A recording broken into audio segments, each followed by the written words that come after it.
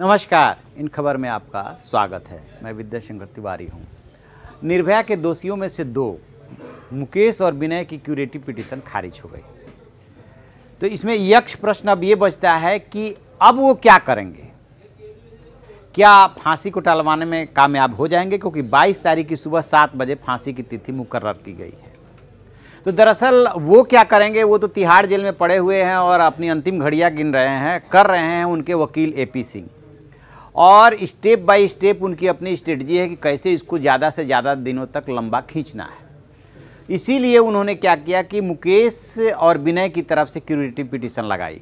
अभी दो जो उनके और मुवक्किल हैं, जो दो दोषी हैं, यानी कि पवन और अक्षय, उनकी तरफ से क्यूरेटिव पिटीशन का ऑप्शन खुला हुआ है।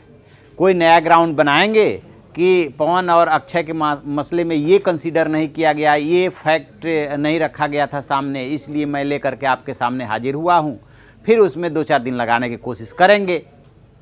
क्योंकि एक बात तो लगभग तय सी हो गई है कि रिव्यू पिटीशन के बाद क्यूरेटिव पिटीशन जिस तरह से इन दोनों की खारिज हुई है, वो भी क्यूरेटिव पिटीशन खारिज ही होगी, क्योंकि ऐसा कोई बहुत बड़ा कारण नहीं दिखता जिसको कि सुप्रीम कोर्ट कंसीडर करे। तब मान लीजिए कि आज तारीख हो गई 14 तारीख, और इसके बाद से अगले 2-3 दिन तक वो क्यूरेटिव पिटीशन में खींच ले जाते हैं उन दोनों की तरफ से, क्योंकि उसमें वो डालेंगे क्यूरेटिव पिटीशन, फिर उसकी डेट लगेगी, फिर उस पर जो है सुनवाई होगी। 2-4 दिन टाल सकते हैं। फिर उसके बाद जैसा कि वो इशारा कर चुके हैं कि वो मर्सी पिटीशन राष्ट्रपति के पास भेजेंगे। अब राष्ट्रपति के पास भी मर्सी पिटीशन भेजने के लिए उन्होंने यदि एक दोषी का ऑप्शन चुना कि चारों का अलग अलग ऐसे ऐसे दाखिल करेंगे, तो टाइम खींच सकता हो सकता है कि 22 तारीख को फांसी ना हो पाए। यही कुछ स्ट्रेटजी है उनकी। और इस संबंध में जो नियम कानून कहते हैं, वो नियम कानून ये है कि यदि कुछ भी पेंडिंग है और उन चारों में से कोई अस्वस्थ है तो फांसी नहीं हो सकती। बेशक जो है कोर्ट ने जो है डेट और समय मुकर्रर कर दिया है कि 22 तारीख की सुबह 7 बजे।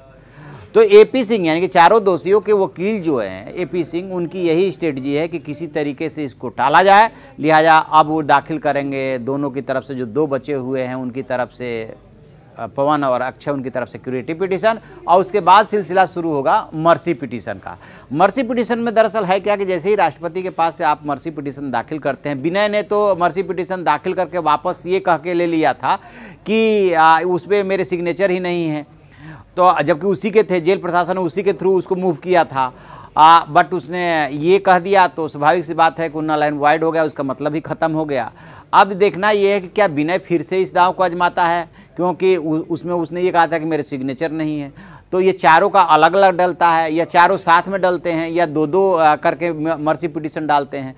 तो जो खबरें मिल रही है या जो एपी सिंह इशारा कर रहे हैं, वो ऐसे ही पार्ट करके यानी कि अलग अलग डालने की कोशिश करेंगे ताकि इसको लंबा खींचा जा सके किसी तरह से, क्योंकि मर्सी पिटीशन में भी क्या होगा ये उनको बहुत अच्छी तरह से पता है। मर्सी पिटीशन दरअसल राष्ट्रपति के पास जब जाती है तो होम मिनिस्ट्री को फॉरवर्ड करते हैं, और होम मिनिस्ट्री से फिर वो दिल्ली सरकार के पास आएगा, क्योंकि ये पूरा का पूरा मसला दिल्ली सरकार से रिलेटेड है और दिल्ली में ये घटनाक्रम हुआ था। तो दिल्ली सरकार उस पर अपना रिकमेंडेशन देगी, फिर वो होम मिनिस्ट्री को जाएगा, होम मिनिस्ट्री राष्ट्रपति को भेजेगा, और उसी के आधार पर राष्ट्रपति का डिसीजन होता है। ऑलमोस्ट वही होता है जो रिकमेंडेशन नीचे से भेजी जाती है। तो इसमें इन लोगों को अंदाजा है कि मर्सी पिटीशन की भी खारिज हो जाने की ज़्यादा गुंजाइश है, इसलिए वो इस मामले में सिर्फ इतना कर सकते हैं कि इसको किसी तरीके से लंबा खींचे। तो देखते हैं एपी सिंह अब अगला स्टेप क्या लेते हैं। जैसे ही इसमें कोई और जानकारी मिलेगी हम आपको बताएंगे। आप देखते रहिए हमारा डिजिटल चैनल इन खबर। Thank you. इन खबर चैनल को सब्सक्राइब करें और बेल आइकन दबाना ना भूलें।